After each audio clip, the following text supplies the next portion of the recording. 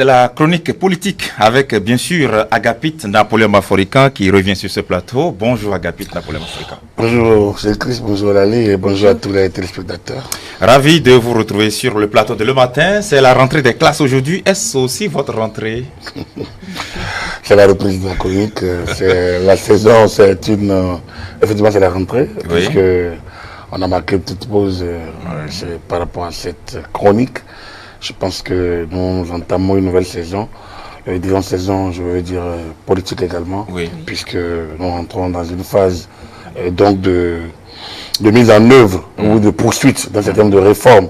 Il importe donc d'appuyer ces activités, ces échéances par des chroniques avisées. Donc je pense que oui, c'est une reprise de la chronique les lundis et jeudi, tout au moins. Voilà. Tout au moins. Voilà. Et ce matin, vous titrez votre chronique « L'école béninoise, ce sanctuaire enfin assaini ».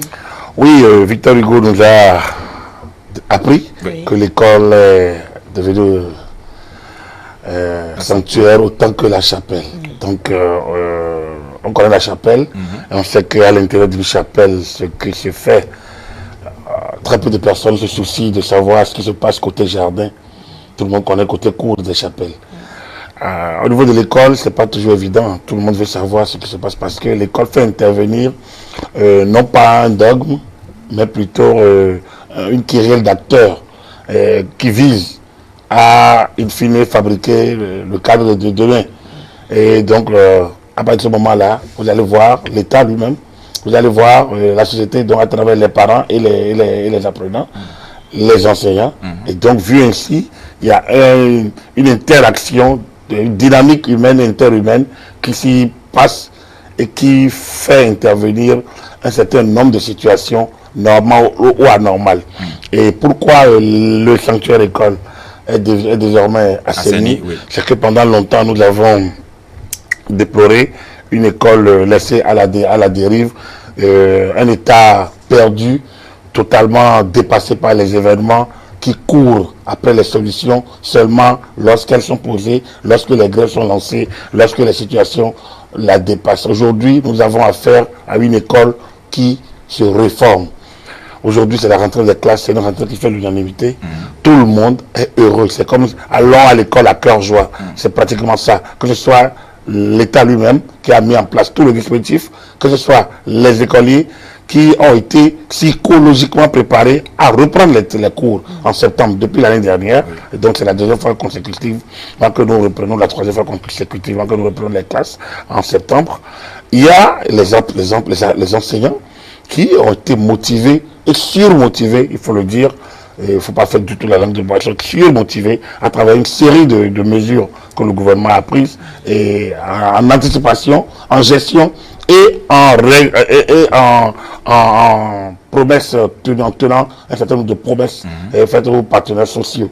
Les partenaires sociaux qui se réjouissent également, la plupart, en tout cas, nous l'avons écouté en Mamoussou, le secrétaire général du CSABN, mais aussi des syndicalistes, donc des syndicats de base de l'enseignement, et qui ont salué les efforts du gouvernement, qui ont reconnu que beaucoup de choses ont été faites, notamment au niveau de la réflexion des écoles, la gestion des pistes d'atteindre à certaines écoles, la mise en place des premiers tiers ou bien des premières tranches, donc de certaines de subventions, l'élargissement de la cantine scolaire à un certain nombre d'établissements, et le fait que la cantine s'ouvre aussitôt aujourd'hui. Donc vous comprenez que, contrairement aux années précédentes où la rentrée se fait sous fond de chantage, de compromis, de compromission, cette année, l'école se réveille avec tous les acteurs en place, avec une discipline organisée depuis le sommet de l'État. Un vent d'espoir pour tout le monde. Et qui descend au niveau donc, de tous les acteurs. Un vent d'espoir, effectivement, pour tout le monde. On espère que,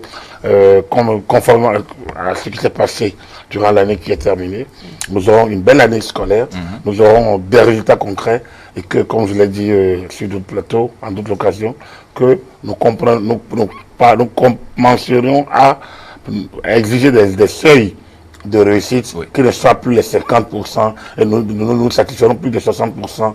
Nous demanderons désormais des seuils au-delà de 80% parce que c'est cela qui est la norme et non les petits résultats que nous traînions avant et qui nous satisfaisait. Mais justement, vous faites bien la transition. Est-ce que ces réformes-là, ces préalables qui ont été réglés par l'État central, ces réformes qui ont été mises en place pour assainir le milieu éducatif béninois, est-ce que ça va avoir un impact sur la qualité de cette année qui commence déjà, 2019-2020? Bien évidemment, puisque sans ces mesures, vous comprenez ce qui se passe. Regardez tout simplement l'évaluation des enseignants. Oui. Alors, on a lu, ça fait 50% pratiquement d'admission. Oui. Ça veut dire quoi? Qu'il y a une moitié de ces 11 000, je ne sais pas combien de personnes. 18 000. Donc il y a une moitié qui n'a pas le niveau requis, par exemple. Alors on ne va pas les stigmatiser puisque ce n'est pas normalement connu, en tout cas pas de nous. Oui. Et on n'a aucune envie, même personnellement, j'ai aucune envie de les connaître. Oui. Mais il faut que l'école, l'État les détecte et les forme. Et c'est ce que le gouvernement a dit. Donc les 50 et autres qui sont admis vont passer. Donc eux, ils ont le niveau, ils vont continuer à enseigner nos enfants et à se renforcer. Mais les autres, ils vont être renforcés eux-mêmes tout en continuant à enseigner. Normalement, ils vont finir cette année, en principe, selon ce qui a été dit, ils vont finir et ils vont être soumis à nouveau au contrôle. Ça veut dire que vous ne pouvez pas faire ça et que ça n'ait pas d'impact sur la qualité de l'enseignement. C'est une évidence. Lorsque l'année commence à temps, elle se déroule sans accroche, sans bruit, sans grève, il n'y a pas de raison que les enfants ne finissent pas le programme. Donc du coup, cela va rejaillir donc, sur la sérénité de gestion, de traitement de leur dossier, de l'organisation des examens, donc du contenu des enseignements qu'ils auraient reçus. Lorsque les enfants sont mis dans les conditions idoines, agréables, comme la cantine scolaire ailleurs, vous savez, pour ceux qui n'ont pas fait le village, donc ils ne connaissent pas, ceux qui ont fait des endroits où il faut faire 8 km, 10 km, 6 km, parfois sous la pluie, sous le soleil, ils comprennent que le fait de ne pas être obligé de rentrer à midi de produire de la cantine scolaire, c'est une très bonne chose. C'est des soucis en moins pour les parents et c'est des gains d'énergie et donc de capacité, de captation, d'adaptation pour l'apprenant. Je pense que c'est mis bout à bout, ces différentes mesures, elles sont des mesures majeures et qui changent le visage de l'école béninoise et c'est heureux pour tous les acteurs de cette école, vous et moi, l'État, la société et nos enfants. Alors, quelles sont les perspectives de l'école béninoise en matière d'assainissement? Non, l'assainissement a commencé. Les perspectives, c'est qu'elles se poursuivent. Oui. C'est que ces réformes se poursuivent parce que lorsque vous apprenez que des directeurs d'école, des responsables détournent des vivres, ça ne fait pas plaisir.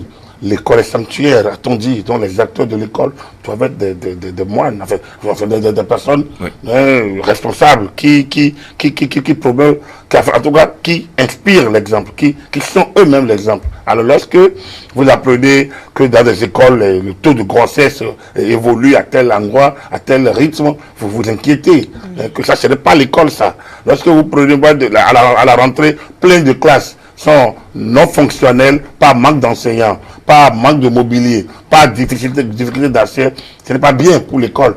Tout n'est pas encore réglé, tout ne peut être réglé en 2-3 ans, ce n'est pas possible.